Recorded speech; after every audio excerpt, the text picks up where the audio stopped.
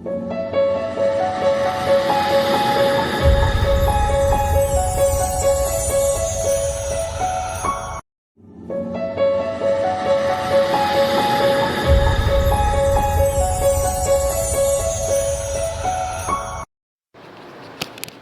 Very good morning to all of you. Last class में हमने पढ़ा था फंक्शंस के बारे में। उसी टॉपिक को हम आगे बढ़ाएंगे। फंक्शंस के टॉपिक को क्या है उस टॉपिक में अब हमने पहले फंक्शन अप्लाई किए थे इक्वल के साइन स्टार्ट करके। अब हम यूज़ करेंगे जो फंक्शंस डायरेक्ट अप्लाई करने हैं। उसके लिए आपने क्या करना है, एक जो फंक्शन का आइकन बना हुआ होगा इस टाइप से fx, उस पर जैसे ही आप क्लिक करेंगे आपका ये वाला डायलॉग बॉक्स आ जाएगा। ओके, इस डायलॉग बॉक्स में हमने क्या करना है, जैसे सम का फंक्शन चूज़ किया, सम का फंक्शन चूज़ करने के बाद आपने नंबर्स डालने हैं, यानी कि किस कॉलम से कहाँ से हमें इनपुट लेनी है। नंबर यानी कि एड्रेस। ओके, एड्रेस डालते ही जितना सम करना है दोनों कॉलम्स में आपने स्टार्टिंग रेंज और एंडिंग रेंज ओके करते ही आपका सम डिस्प्ले हो जाएगा। ओके, ये था यूजिंग फंक्शन। इसके बाद हम बात करते हैं हमारा सॉर्टिंग। सॉर्टिंग क्या होती है? Sorting means to arrange data in ascending और डिसेंडिंग ऑर्डर। ये आपकी डेफिनेशन है सॉर्टिंग डाटा की। जब भी हमें सॉर्टिंग करनी हो, असेंडिंग डिसेंडिंग, यानी कि कुछ भी हो सकता है, वो हमारा रोल नंबर हो गए या मार्क्स हो गए, उन पे हमें सॉर्टिंग लगानी है। या आपको डाटा के अंदर, डाटा टैब है ना, डाटा टैब के अंदर ये दो सिंबल्स दिख रहे हैं, दिस वन, यानी ऐसे लिखे हुए हैं AZ, यानी कि असेंडिंग। अगर Z टू A है तो डिसेंडिंग, असेंडिंग डिसेंडिंग चूज़ करते ही वो असेंडिंग या डिसेंडिंग में हो जाएंगे। ओके, तो ये सारे असेंडिंग डिसेंडिंग के जो मैंने आपको एक्सप्लेन किए उनके स्टेप्स बताए हुए हैं। असेंडिंग या डिसेंडिंग सॉर्टिंग करनी है। सॉर्टिंग भी हम मोर देन वन टाइप से कर सकते हैं। अभी जो हमने की डिस्कस वो थी हमें एक कॉलम के ऊपर लगानी हो। इसके बाद है अगर हमें दो कॉलम्स पे लगानी हो, यानी कि मार्क्स के अकॉर्डिंगली या रोल नंबर के अकॉर्डिंगली, अल्फ़ाबेटिकली भी लगा सकते हैं, तो उस केस में क्या हो जाएगा, हमारा सॉर्टिंग टू कॉलम्स पर होगा हमारा। Next is filter data. Filter data क्या चीज़ है? Filter is a process to extract the record from worksheet that fulfill certain condition।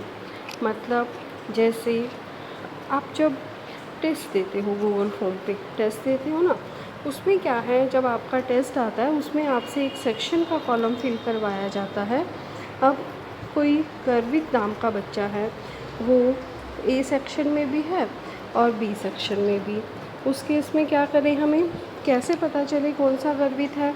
एक ऑप्शन तो है कि टीचर जो है उसका सेक्शन चेक कर ले और पता चल जाए, है ना। उससे बेटर हम क्या करें, फ़िल्टर लगा दें सेक्शन के ऊपर और फिर उसे हम चेक कर लें।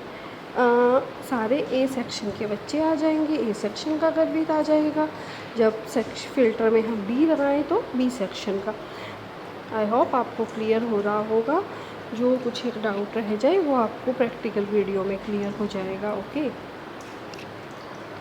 ये सभी फ़िल्टर्स के स्टेप बताए हुए हैं कि आपने जब फ़िल्टर लगाना है, जैसे ही आप चूज़ करोगे अपना रिकॉर्ड चूज़ करने के बाद ये फ़िल्टर ऑप्शन लेते ही वो अप्लाई हो जाएगा। मैं आपको इसकी प्रैक्टिकल वीडियो जब भेजूँगी आपको उसमें अच्छे से क्लियर हो जाएगा। ओके, नेक्स्ट है इसमें ही custom filter.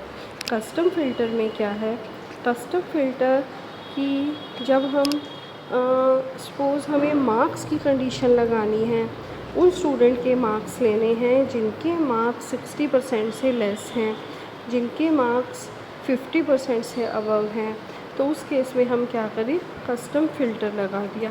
Okay, next is removing filter. अगर आप फ़िल्टर नहीं लगाना चाहते तो ये जो जब आप फ़िल्टर अप्लाई करोगे तो आपका ये सिंबल जो है हाईलाइट हो जाएगा। और रिमूविंग फ़िल्टर में इस पर आप दोबारा से क्लिक करेंगे तो ये आपका रिमूव हो जाएगा। ओके। कंडीशनल फॉर्मेटिंग, जब आप फ़िल्टर अप्लाई कर रहे हैं तो इस केस में ये आपका क्या करेगा, उस केस में नहीं, वैसे ही अगर आपको कंडीशनल फॉर्मेटिंग अप्लाई करनी है, कंडीशनल फॉर्मेटिंग में क्या है ये कि आपने जैसे मार्क्स लिए और कंडीशंस लगा दी जिसके मार्क्स 50 से 60 के बीच में है वो रेड कलर में आए, जिसके 60 से 70 के बीच में है वो ब्लू कलर एंड अबव की ग्रीन कलर। इस टाइप की कंडीशंस आप इसमें अप्लाई कर सकते हैं। ओके।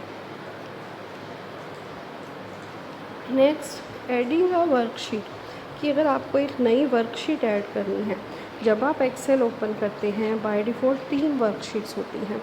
जैसे ही आप इस पर टैब पे क्लिक करोगे तो ये आपकी 4th वर्कशीट ऐड हो जाएगी। यहाँ आपको दिख रहा होगा पहले 3 हैं, यहाँ एक आइकन बना हुआ है, ये इस आइकन पे क्लिक करते ही 4th वर्कशीट ऐड हो गई। और आप इन वर्कशीट्स को अपनी मर्ज़ी से नेम भी कर सकते हैं, वो होगा आपका रीनेमिंग अ वर्कशीट। जो टैब है, ये टैब है ना, ये वाली जो बनी हुई है, इन पे आप राइट क्लिक करो किसी पर भी और रीनेम, राइट क्लिक पे आपको रीनेम का ऐसा बॉक्स आएगा और आप अपनी मर्ज़ी से नेम दे सकते हैं। Next is changing the tab colour. Changing tab colour भी जहाँ आप रीनेम कर रहे हैं वहीं आप उसका कलर चेंज कर सकते हैं। जैसे इसने यहाँ पे आपको दिख रहा है रेड कलर चूज़ किया, रेड कलर लेने के बाद यहाँ ये रीनेम भी हो गया मार्कशीट और कलर भी चेंज हो गया। ओके, ये था आपका चैप्टर 4। अब आपने क्या करना है, इसकी समरी पढ़नी है और एक्सरसाइज सॉल्व करने की कोशिश करिए। नेक्स्ट क्लास में मैं आपको इसका सॉल्यूशन भी दूँगी। तब तक किसी को कुछ प्रॉब्लम हो वो कंप्लीट कर लेना, वो पूछ लेना और अपनी नोटबुक्स कंप्लीट कर लेना। Till then, bye bye.